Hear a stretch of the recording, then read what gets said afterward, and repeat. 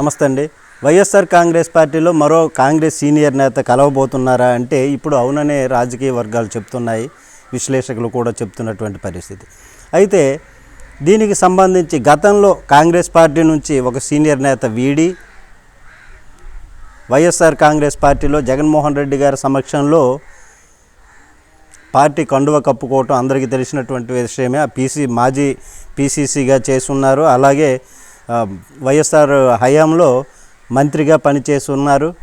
వైఎస్ఆర్కి బాగా స్నేహంతో ఉన్నటువంటి వ్యక్తి శైలజనాథ్ గారు జగన్మోహన్ రెడ్డి గారి సమక్షంలో కండువ కప్పుకోవటం, వైఎస్ఆర్ కాంగ్రెస్ పార్టీలో చేరటం ఇది అందరికీ తెలిసినటువంటి విషయమే. అయితే ఇప్పుడు వైఎస్ షర్మిల గారు కాంగ్రెస్లోకి వచ్చిన తర్వాత నుంచి అదొక షాక్ అని చెప్పొచ్చు, ఇదొక బిగ్ షాక్ అని చెప్పొచ్చు. ఇప్పుడు తాజాగా ఎంపీ హర్ష్ కుమార్ గారు వైఎస్ఆర్ కాంగ్రెస్ పార్టీలో చేరుతారు అనేటటువంటి వార్తలు అయితే వస్తున్నాయి. అయితే ఇంకా దీనిపైన ఆయన ప్రకటన అయితే ఇంకా చేయలేదు. కానీ అది నిజమే అనేటటువంటి విధంగా ఇప్పుడు రాజకీయ వర్గాలు చెప్తున్నటువంటి పరిస్థితి. గతంలో జగన్మోహన్ రెడ్డి గారికి వైఎస్ఆర్ కాంగ్రెస్ పార్టీకి సపోర్ట్ చేస్తూ ఆయన మాట్లాడడం జరిగింది. అసెంబ్లీలో ప్రతిపక్ష పార్టీ ఉండాలి, ప్రతిపక్ష నాయకుడిగా బాధ్యత జగన్మోహన్ రెడ్డికి ఇవ్వటానికి మీకు నష్టం ఏమొచ్చింది?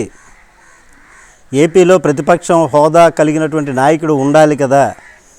గతంలో బీజేపీకి 3 సీట్లే వచ్చాయి కేంద్రంలో, అయినప్పటికీ కూడా ప్రతిపక్ష బాధ్యతలు ఇచ్చారు, ప్రతిపక్ష నాయకుడిగా బీజేపీకి ఇచ్చారు.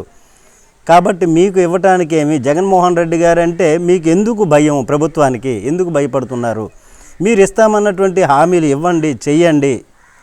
అప్పుడు మిమ్మల్ని ప్రజలు ఆదరిస్తారు, అభిమానిస్తారు, గౌరవిస్తారు.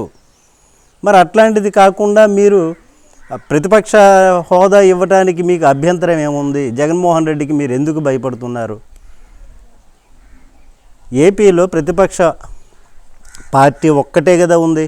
ఆ ప్రతిపక్ష పార్టీకి ప్రతిపక్ష హోదా ఇవ్వటంలో తప్పేం లేదు, ఇవ్వాలి అని చెప్పారు ఆయన.